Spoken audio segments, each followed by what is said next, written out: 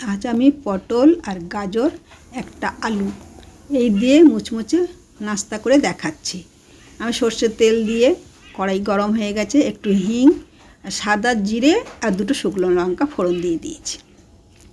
দেওয়ার পরে বেশ ভালো ফোড়নের গন্ধ বেরোনোর পরে পটলটা দিয়ে দিতে হবে। পটল আর গাজর আমি দুটোকে গ্রেট করে নিয়েছি, তোমরা পারলে মিক্সিতেও করে নিতে পারো, আর আমি এটাকে গ্রেট করে নিয়েছি।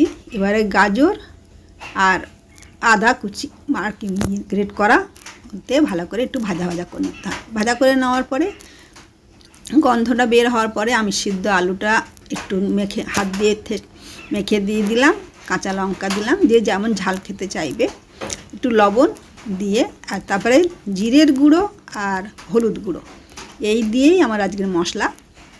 যেহেতু আমি গুঁড়ো মশলা দিয়েছি, সামান্য জল দিয়ে দেব, দিয়ে ওটাকে বেশ কিছুক্ষণ নাড়াচাড়া করে ভাজা গন্ধ বের হয়ে গেছে। ভাজা গন্ধ বের হয়ে যাওয়ার পরে ওটা আমি ঠান্ডা করতে রেখে দিয়েছি। এমনি করে তোমরা বাড়িতে বানিয়ে খেয়ে দেখো, অবশ্যই খেতে ভালো লাগবে, বাড়ির লোক সবাই খুবই খুশি হবেন। আর এবার আমি বানিয়ে নিচ্ছি আটার গোলাটা। আটার গোলাটার জন্য নিয়েছি ছোটো বাটির 1 বাটি আটা, 1 বাটি ময়দা, একটু জোয়ান আর একটু দিয়েছি বেকিং পাউডার দিয়েছি, আর সাদা তেল। ওতে তোমরা ইচ্ছা করলে সামান্য লবণ দিতে পারো, আর যে যেমন মনে করো। দিয়ে ওটা ভালো করে শুকনো করে মাখতে হবে। মাখার পর অল্প অল্প জল দিয়ে মাখবে, বেশি নরম হয়ে গেলে হবে না।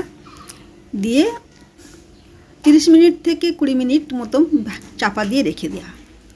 এবার আমার হয়ে গেছে পুর ঠান্ডা, ওটাকে আমি পরপর একটু করে বানিয়ে নিলাম।